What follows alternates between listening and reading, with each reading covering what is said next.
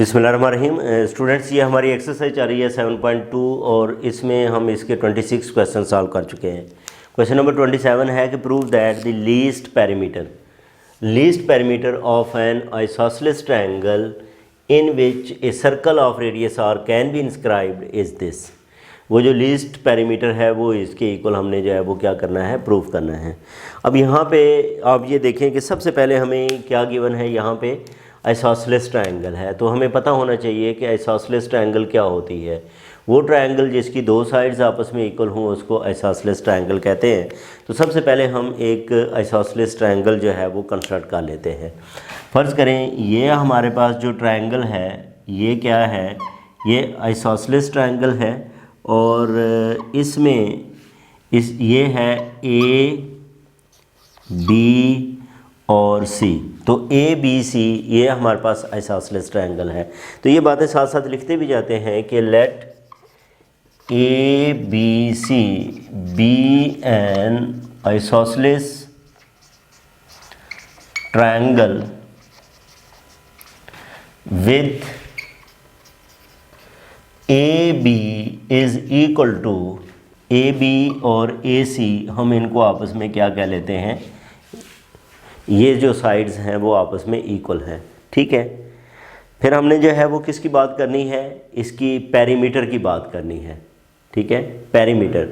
अब पेरीमीटर जो है वो स्टूडेंट्स वो किसके इक्वल होता है। वैसे अगर हम ये देखें तो पेरीमीटर क्या होता है, पेरीमीटर पी वो लेंथ ऑफ द बाउंड्री होती है। पेरीमीटर जो है वो क्या होती है, लेंथ ऑफ द बाउंड्री।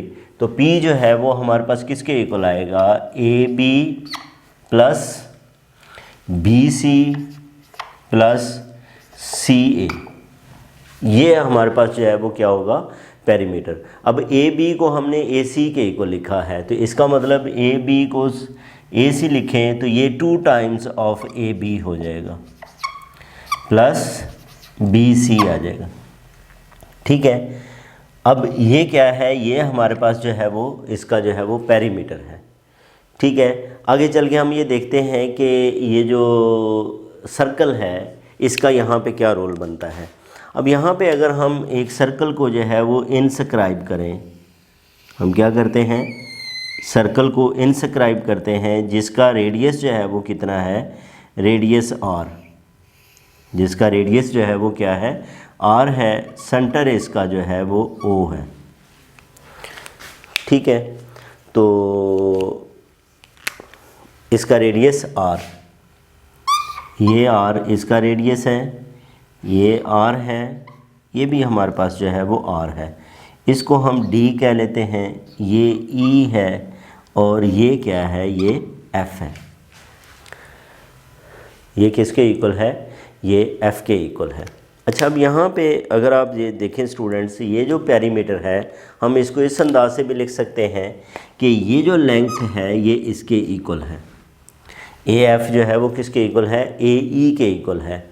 और ये जो चारों बाकी साइड्स हैं ये आपस में इक्वल हैं। ये चारों जो है वो क्या हैं, आपस में जो है वो इक्वल हैं। इसमें अगर आप ये देखो तो ये जो ओ डी है, चलिए हम जो है वो पेरीमीटर को अगर हम बाद में लिख लें, सबसे पहले हम इसकी कंस्ट्रक्शन को देख लें। तो ये जो O A, O D, O E and O F are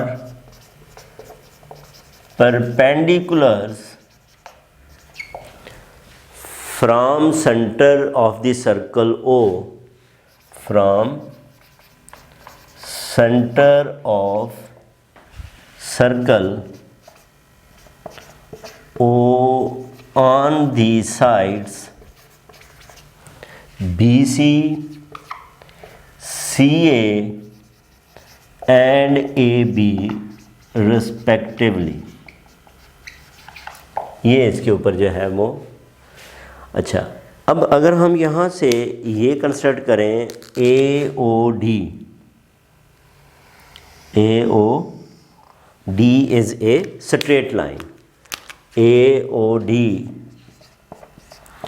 is a straight line. ठीक है, पासिंग थ्रू दी सेंटर, ये सेंटर में से पास हो रही है और ये बी सी के जो है वो क्या है, परपेंडिकुलर है। ठीक है, पासिंग थ्रू सेंटर ओ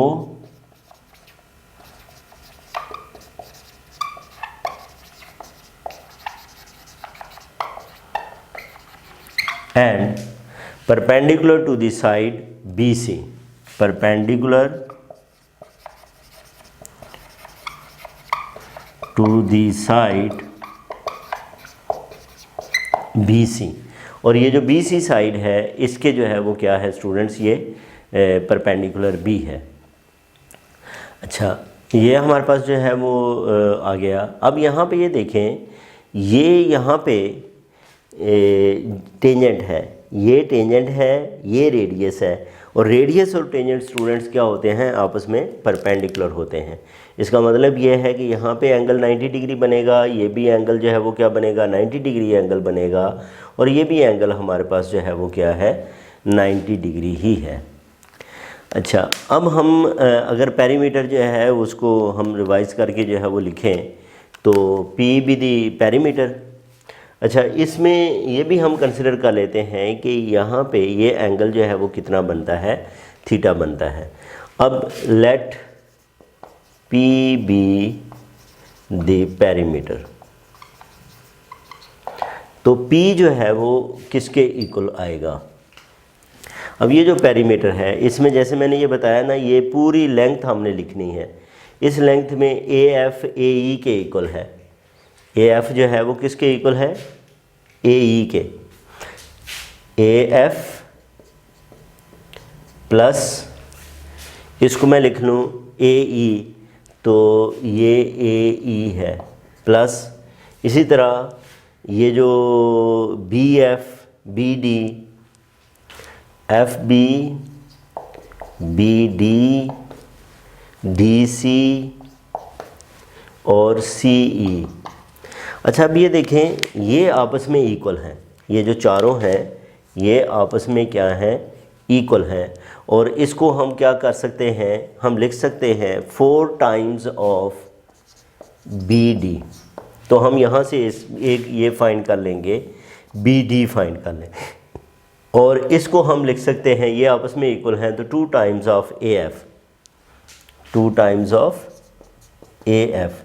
तो ये बेसिकली क्या बनेगा, पेरीमीटर बनेगा। इसको हम जो है वो क्या कह लेते हैं, 1 कह लेते हैं। अब हमने ए एफ फाइंड करना है। अब ए एफ और फिर बी डी जो है वो हमने लिखना है। इसमें यहाँ पे ये देखें स्टूडेंट्स के ये जो ट्रायंगल है जिसमें ये एंगल 90 डिग्री है, ठीक है, ये एंगल जो है वो क्या है, ये 90 डिग्री है। अगर मैं यहाँ से इसको जो है वो देखूं तो ये 90 डिग्री के अपोजिट साइड को क्या कहेंगे, हाइपोटेन्यूज कहेंगे। अब हमारे पास एक और है, थीटा के अपोजिट साइड को कहेंगे परपेंडिकुलर, और एक ये जो ए एफ है ये क्या है, ये बेस है। अब मैं बेस ओवर परपेंडिकुलर अगर लिखूं, बेस ओवर परपेंडिकुलर, तो वो क्या होता है, परपेंडिकुलर ओवर बेस tan होता है, तो ये क्या आ जाएगा, कॉट आ जाएगा, तो ये कॉट थीटा। अब यहाँ पे ये देखो बेस क्या है, बेस ए एफ है, बेस क्या है, ए एफ ओवर परपेंडिकुलर क्या है, परपेंडिकुलर हमारे पास जो है वो है R is equal to cot theta. तो ये आ जाएगा A F is equal to और कॉट थीटा। एक हमारे पास वैल्यू आ गई, ए एफ जो है वो क्या है, और कॉट थीटा है। अगर मैं स्टूडेंट से ए ओ लिखना चाहूँ इसी ट्रायंगल से, तो ये हाइपोटेनस बनता है, hypotenuse over perpendicular, hypotenuse over perpendicular, perpendicular over hypotenuse तो होता है साइन, तो उल्ट होगा, तो ये क्या होगा, cosecant theta.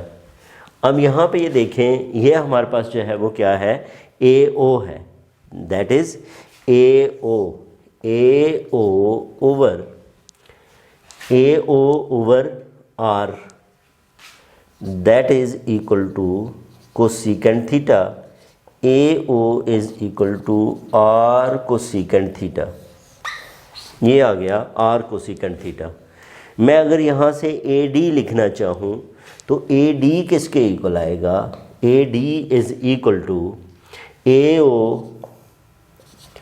Plus O D, ठीक है, A O plus O D. अब ए ओ किसके इक्वल है, आर कोसेकेंट थीटा, और ओ डी किसके इक्वल है, ये रेडियस है, that is equal to R. तो ये हमारे पास जो है वो क्या आ जाएगा, ए डी आ जाएगा। अब बेसिकली मुझे क्या फाइंड करना है, ये बी डी लिखना है, मुझे क्या लिखना है, बी डी। अब मैं इस राइट एंगल ट्रायंगल को, ये वाली जो राइट एंगल ट्रायंगल है, इसको जो है वो यूज़ करूँ तो इसके मुताबिक ये क्या बनता है, ये हाइपोटेनस बनता है, और ये क्या बनता है, दैट इज़ बेस, और सॉरी ये क्या आएगा, परपेंडिकुलर, क्यों, थीटा के अपोजिट साइड है, और ये हमारे पास जो है वो बेस आ जाएगा सारा। अब मैं क्या करता हूँ, A D over B D, A D over B D, बल्कि मुझे बी डी फाइंड करना है तो मैं बी डी ही लिख लेता हूँ, B D over A D. अब यहाँ पे ये देखो बी डी जो है थीटा के अपोजिट साइड है, तो इसको क्या कहेंगे, परपेंडिकुलर कहेंगे। ये हमारे पास है परपेंडिकुलर, और ए डी जो है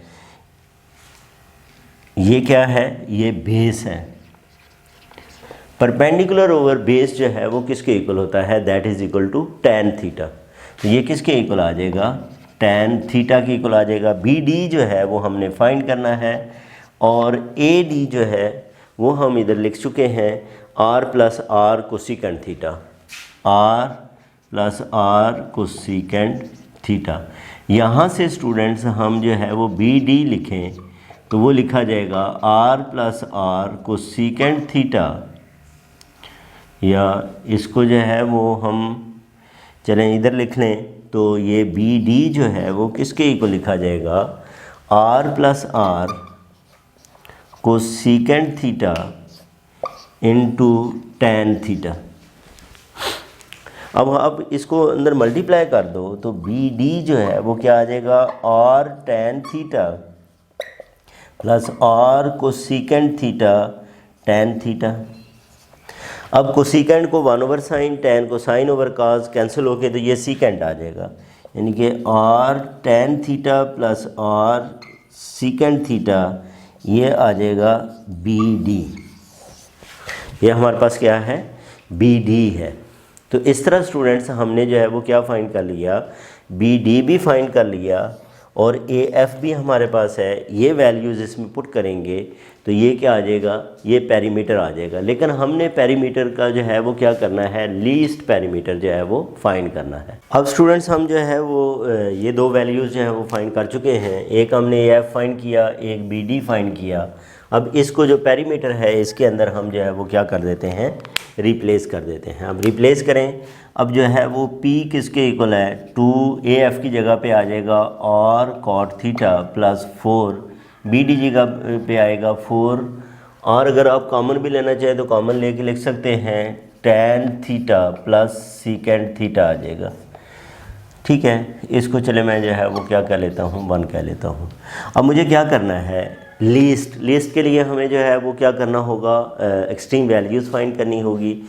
तो हम इसका फर्स्ट डेरिवेटिव जो है वो पहले फाइंड करते हैं, D P over D theta, क्योंकि थीटा के ऊपर जो है ये पी डिपेंडेंट है। अब तो इसमें ये 2r कांस्टेंट आ जाएगा, कॉट का derivative minus cosecant square theta, ठीक है, प्लस 4r टैन का derivative secant square theta, secant का डेरिवेटिव सीकेंट थीटा और टैन थीटा आ जाएगा।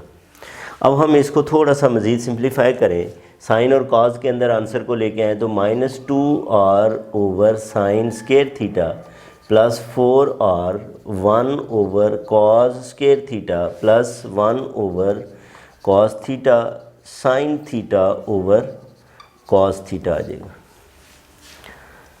ठीक है जी, तो ये क्या बन गया, that is equal to -2r over sine square theta plus 4r, यहाँ पे कॉस स्क्वायर थीटा जो है वो इसमें एलसीएम है तो 1 प्लस साइन थीटा आ जाएगा। ठीक है जी, 1 प्लस साइन थीटा। तो ये क्या बन गया फिर, इसमें भी अगर आप ये देखें मज़ीद आप जो है वो इसको लिखें तो -2r over sine square theta plus 4r into 4r plus 4r sign theta over cos square theta. अब हम यहाँ पे क्या करते हैं, इसका एलसीएम ले लेते हैं, D P over D theta. क्या करते हैं, इसका एलसीएम लें तो एलसीएम क्या आता है, कॉस स्क्वायर थीटा आता है। कॉस स्क्वायर थीटा और साथ जो है वो क्या आएगा, साइन स्क्वायर थीटा भी आएगा, दोनों डिफरेंट हैं। अच्छा, इसमें साइन स्क्वायर कैंसिल होकर कॉस स्क्वायर आएगा तो ये आ जाएगा -2r cos square theta plus, इधर कॉस स्क्वायर नहीं है तो साइन आ जाएगा sign square theta 4r plus 4r sine theta. ये फिर क्या बना, ये हमारे पास आ जाएगा student sine square theta cos square theta -2r cos square theta plus 4r sine square theta plus 4r sine cube theta. इसको हम जो है वो मज़ीद लिख सकते हैं, तरतीब दूँ तो 4r sine cube theta plus या -2r cos square theta 4r sine square theta over sine square theta cos square theta. अच्छा, अब ये देखें, ये हमारी जो रिलेशन है ये साइन और कॉस के अंदर है। इसको अगर हम साइन में ही लाना चाहें तो हम क्या कर सकते हैं, ये जो हमारे पास कॉस स्क्वायर है इसको 1 माइनस साइन स्क्वायर जो है वो लिख सकते हैं। तो ये किसके इक्वल बन जाएगा, that is equal to sine square theta cos square theta 4r sine cube theta minus 2r cos square को मैं लिख रहा हूँ 1 minus sine square theta plus 4r sine square theta. ये स्टूडेंट्स अब हम इसको मज़ीद जो है वो क्या लिख सकते हैं, यहाँ पे D P over D theta ये किसके इक्वल आ जाएगा। अगर मैं ऊपर से 2r को कॉमन भी ले लूँ तो ये 2r इधर क्या बचेगा, 2 sign cube theta minus 1 minus sine square theta, 2r common चला गया, plus 2 into sine square theta divided by sine square theta cos square theta. इसको आप मज़ीद क्या लिख सकते हो, ये हमारे पास जो है वो आ जाएगा sign square theta cos square theta 2r 2 sign cube theta minus 1 plus sign square theta plus 2 sign square theta. ये बन जाएगा 2r 2 sign cube theta 3 sign square theta minus 1 over sine square theta cos square theta. ठीक है जी। अच्छा, अब यहाँ पे इसको जो है वो आप रैशनलाइज़ करना चाहें तो आप जो है फैक्टराइज़ करना चाहें तो आप इसके फैक्टर्स भी जो है वो बन सकते हैं।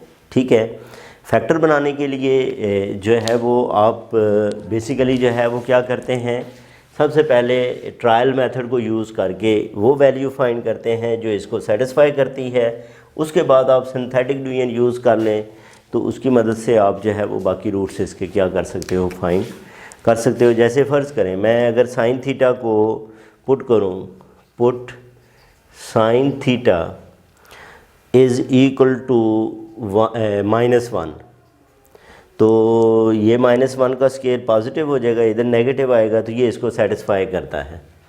इसका मतलब ये है कि साइन थीटा की एक वैल्यू हमारे पास जो है वो क्या होगी, -1 होगी। साइन थीटा की एक वैल्यू किसके इक्वल आएगी, -1 के इक्वल आएगी। तो यहाँ पे अगर मुझे इसके जो है वो फैक्टर्स बनाने हैं तो मैं इसको ये लिख सकता हूँ 2 और उसके बाद जो है वो क्या है 3 है, 1 पावर नहीं है तो 0 और -1। सिंथेटिक डिवीजन को अगर मैं यहाँ पे यूज़ करूँ, ये -1 है तो ये आ जाएगा 2 -2 1 -1 -1 +1 और ये 0 बन जाएगा। इस तरह स्टूडेंट्स ये इक्वेशन जो आ जाएगी ये अब हमारे पास आएगी डिप्रेस्ड रिलेशन जो बनेगी वो 2 sin square theta plus sin theta -1 ये आ जाएगा। एक फैक्टर ये है और दूसरा फैक्टर क्या होगा, इसको लेफ़्ट साइड पे ले जाएं तो sin थीटा +1 होगा। यानी कि अब इसके जो हैं वो दो फैक्टर्स बन गए। अगर मैं यहाँ पे इसको जो है वो लिख दूँ तो ये फिर क्या लिखा जाएगा, dp/d θ is equal to 2r। इसकी जगह पे मैं लिख सकता हूँ sin थीटा +1 इंटू इसके ये 2 sin square theta plus sin theta -1 divided by sin square theta cos square theta, sin square theta और cos स्क्वायर थीटा। अब मज़ीद इसके जो है वो हम देखते हैं कि जो फैक्टर्स बनते हैं वो फैक्टर्स हम जो है वो लिख लेंगे।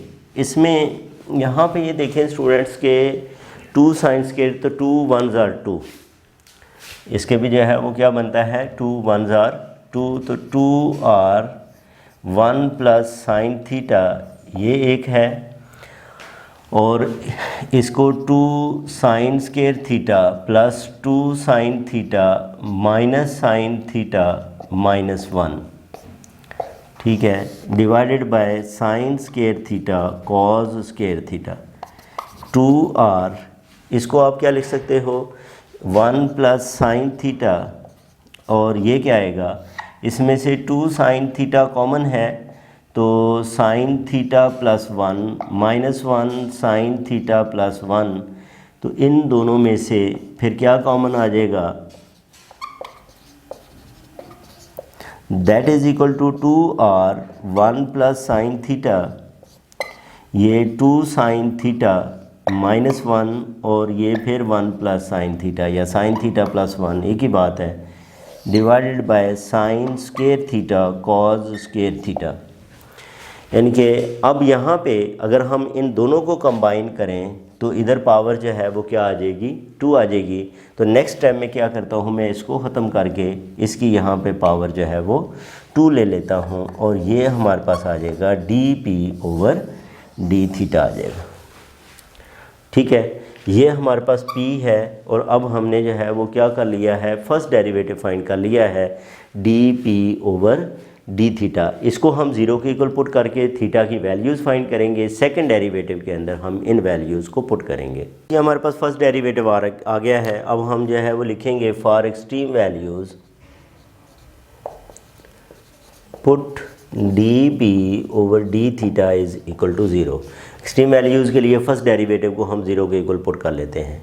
जब हम इसे 0 के इक्वल पुट करेंगे तो इसका मतलब 2r/sin square theta cos square theta sin theta +1 इसका whole square 2 sin theta -1 is equal to 0 आ जाएगा। इस तरह स्टूडेंट्स ये क्या हो गई, ये सारी टर्म इधर मल्टीप्लाई होके क्या हो जाएगी 0 आ जाएगी। तो यहाँ पे हमारे पास अब क्या है, sin थीटा +1 इसका whole square is equal to 0, 2 sin theta -1 is equal to क्या आ जाएगा 0 आ जाएगा। अब ये sin theta +1 is equal to 0, sin theta is equal to -1, ठीक है, ये पॉसिबल नहीं है, नॉट पॉसिबल। उसकी वजह क्या है कि हमारे पास सिर्फ पॉजिटिव वैल्यू आएंगी, जो कि हमने एंगल जो कंसिडर किया है वो हमारा फर्स्ट क्वाड्रेंट के अंदर है, तो ये पॉसिबल नहीं है। यहाँ पे आप ये देखें तो 2 sin theta is equal to 1, sin theta जो है वो किसके इक्वल आ जाएगा 1/2 के इक्वल आ जाएगा। और यहाँ पे हमारे पास जो थीटा की वैल्यू है फर्स्ट क्वाड्रेंट के अंदर वो क्या आएगी, वो 30 भी होती है, sin 30 1/2 होता है, यानी कि π/6। तो ये हमारे पास जो है वो π/6 रेडियन आ जाएगा। थीटा की वैल्यू हमारे पास क्या आ गई फिर π/6। अब हमने सेकंड डेरिवेटिव के अंदर इस वैल्यू को जो है वो क्या करना है, चेक करना है। अब ये देखें, ये बात याद रखनी है कि 2 sin थीटा -1 जो है वो किसके इक्वल है, ये 0 के इक्वल है। 2 sin थीटा -1 जो है वो किसके इक्वल है, 0 के इक्वल है। अब dp/d थीटा ये हमारे पास किसके इक्वल है, that is equal to 2r, ठीक है, ये क्या है 2r और ये 2 sin theta -1, 2 sin theta -1 sin theta +1 इसका whole square over sine square theta cos square theta, ठीक है। अब हम क्या करते हैं, इसका एक और डेरिवेटिव फाइंड करते हैं, d2p/d थीटा स्क्वायर, ये क्या बनेगा 2r तो कांस्टेंट है। अब हम यहाँ पे दो अगर फंक्शंस कंसिडर कर लें और प्रोडक्ट रूल लगा दें, एक ये फंक्शन है एक ये फंक्शन है, उसको हम क्वोशिएंट रूल अभी नहीं लगाएंगे, आगे चल के लेके चलते हैं। तो अगर ये दो फंक्शंस हैं, फर्स्ट फंक्शन का डेरिवेटिव वो क्या आएगा, वो हमारे पास 2 sin थीटा का डेरिवेटिव क्या आ जाएगा cos थीटा, और साथ क्या बनेगा इसका डेरिवेटिव, इसे वैसे ही लिखेंगे sin थीटा +1 इसका whole square over sine square theta cos square theta plus फिर क्या आएगा, ये ऐसे ही आएगा 2 sin थीटा -1 और इसके साथ जो हमारे पास टर्म आ जाएगी वो ये आ जाएगी, और वो क्या है साइन इसका derivative d/d theta of sine theta +1 इसका whole square over sine square theta cos square theta. अच्छा, अब यहाँ पे ये देखें, जब हम इसके अंदर वैल्यू पुट करेंगे थीटा इज़ इक्वल टू π/6, तो ये वाली जो टर्म है, ठीक है, ये इसमें पुट करोगे तो ये टर्म 0 होगी, तो ये सारी टर्म को जो है वो 0 कर देगी, इसलिए हमें उसके डेरिवेटिव को ओपन करने की ज़रूरत नहीं है। तो डेरिवेटिव फिर इधर ही सिर्फ पुट होगा। अब हमारे पास सेकंड डेरिवेटिव जो है वो फिर किसके इक्वल आ जाएगा, 2r 2 cos π/6 sin π/6 +1 इसका होल स्क्वायर ओवर साइन π/6 इसका स्क्वायर cos π/6 इसका भी जो है वो क्या आ जाएगा, स्क्वायर आ जाएगा। और ये आप ये देखें, इसमें किसी जगह पे भी नेगेटिव वैल्यू नहीं है, ये सारी π/6 की फर्स्ट क्वाड्रेंट में वैल्यू है। सिंप्लीफाई करोगे तो ये क्या आ जाएगा, जो भी वैल्यू है ये पॉजिटिव ही आएगी। जब वैल्यू पॉजिटिव आएगी तो इसका मतलब ये वैल्यू मिनिमम है या लीस्ट वैल्यू है, किसके ऊपर, π/6 के ऊपर। तो अब इसके ऊपर आपने जो है वो क्या फाइंड करना है, पेरीमीटर जो है उसकी वैल्यू लिखनी है। तो हम क्या करेंगे, इसमें इधर जो है वो थीटा उसकी जगह पे वैल्यू को रिप्लेस कर देंगे, तो वो हमारे पास पेरीमीटर आ जाएगा, और वही हमने फाइंड करना है और उसे प्रूव करना है कि ये 6r√3 के इक्वल होता है। तो इधर अब हम पेरीमीटर में पुट करते हैं थीटा इज़ इक्वल टू π/6 जो कि 30 है, ठीक है जी। तो P जो है वो 2r cot π/6 plus 4r tan π/6 plus secant π/6। अब यहाँ पे आप वैल्यूज़ पुट कर दें तो ये cot π/6 cot 30√3 होता है, प्लस 4 और tan 30 जो है वो 1/√3 होता है, और सीकेंड कॉस का उल्टा है, कॉस हमारे पास जो है वो cos 30 की वैल्यू कितनी होती है, √3/2, तो ये आ जाएगा 2/√3, उसका रेसिप्रोकल है। अच्छा, अब ये क्या बन गया, that is equal to 2r√3 plus 4r, LCM लें √3, 1 + 2 ये क्या आ जाएगा, 3 आ जाएगा। इसको मैं इधर ही 3 लिख लूँ और बाद में ये कैंसिल होके ऊपर √3 चला जाएगा, ठीक है। यानी ये क्या बन गया, 2r√3 4r√3, और ये 4 और 2 कितने होते हैं, 6r√3, और यही हम क्या करना चाहते थे, प्रूफ करना चाहते थे। तो ये था हमारा स्टूडेंट्स क्वेश्चन नंबर 27। 28 को हम डिस्कस करेंगे नेक्स्ट वीडियो में। अपना ख्याल रखें, अल्लाह हाफिज़।